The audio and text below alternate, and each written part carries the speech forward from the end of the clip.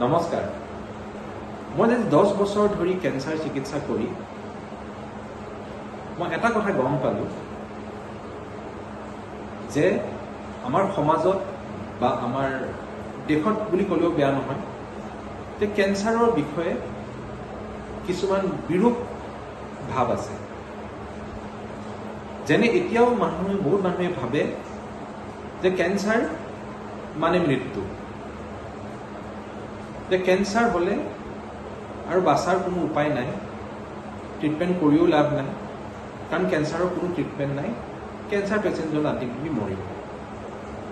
বহুতে মোক ইমানখিনিও কৈছিলে যে cancer has got no' answer. কিন্তু আজি এই পবিত্ৰ দিনটোত মই আপোনালোকক এই কথাটো কৈ পেলাই যথেষ্ট সুখী অনুভৱ কৰিছোঁ, বা এইটো মোৰ সৌভাগ্য হৈছে ক'বলৈ যে আজি মূৰৰ পৰা সমগ্ৰ শৰীৰৰ ভৰিলৈকে গট ন' এনচাৰ।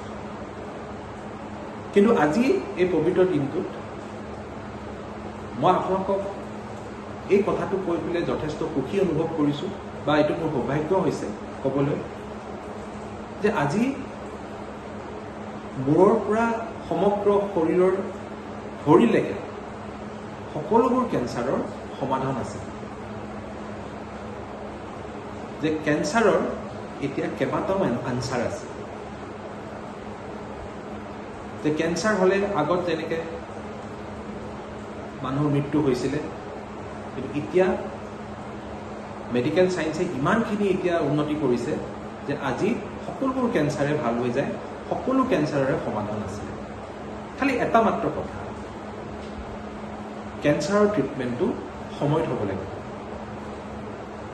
যদি কেঞ্চাৰটো আজি ডায়েগনচিছ হৈছে, কেঞ্চাৰটো কালি পৰহিৰ পৰা ট্ৰিটমেণ্ট আৰম্ভ হ'ব লাগিব।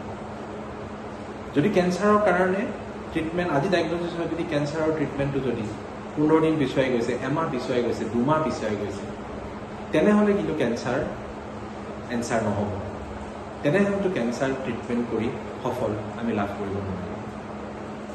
সেইকাৰণে মই এইটো আহ্বান কৰিছোঁ যে কাৰোবাৰ যদি ক'ৰবাত কেঞ্চাৰ হৈছে, সমাজত হৈছে, ঘৰত হৈছে, ঘৰৰ ওচৰত কাৰোবাৰ হৈছে, আপোনালোকে চাব লাগিব যে সেই ৰোগীজন এনচাৰ নহ'ব। তেনেহ'লেতো কেঞ্চাৰ ট্ৰিটমেণ্ট কৰি সফল আমি লাভ কৰিব নোৱাৰিম। সেইকাৰণে মই এইটো আহ্বান কৰিছোঁ যে কাৰোবাৰ যদি ক'ৰবাত কেঞ্চাৰ হৈছে, সমাজত হৈছে, ঘৰত হৈছে, ঘৰৰ ওচৰত কাৰোবাৰ হৈছে, আপোনালোকে চাব লাগিব যে সেই ৰোগীজন কেঞ্চাৰৰ ডক্টৰৰ ওচৰত সময়ত আহে, যাতে তেওঁ সময়ত ট্ৰিটমেণ্টটো কৰিব পাৰে। আৰু সময়ত যদি ট্ৰিটমেণ্ট কৰিব পাৰে, সকলো কেঞ্চাৰৰে এতিয়া সমাধান আছে। আৰু যদি সময়ত ট্ৰিটমেণ্ট কৰিব নোৱাৰে, তেনেহ'লে সমাধান নাই। কাৰণ মই আজি ইমান দিন প্ৰেক্টিছ কৰি দেখিছোঁ, কেঞ্চাৰে কেঞ্চাৰে মানুহক নামাৰে, কিন্তু কেঞ্চাৰৰ ট্ৰিটমেণ্টটো দেৰিকৈ হোৱাৰ কাৰণেহে, মানে ট্ৰিটমেণ্ট দিলেৰ কাৰণেহে কেঞ্চাৰ পেচেণ্টবিলাক মৰি আছে।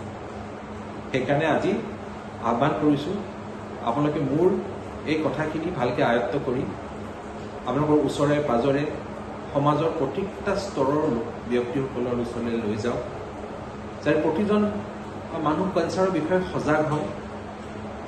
আৰু কেঞ্চাৰ যদি ক'ৰবাত ছাছপেক্ট কৰা হয় বা কেঞ্চাৰ যদি ডায়েগনচিছ কৰা হয়, সোনকালে কেঞ্চাৰৰ বিশেষজ্ঞৰ ওচৰত চৰকাৰতে হওক, ব্যক্তিগত খণ্ডতে হওক, সোনকালে আহি যাতে ট্ৰিটমেণ্ট আৰম্ভ কৰে।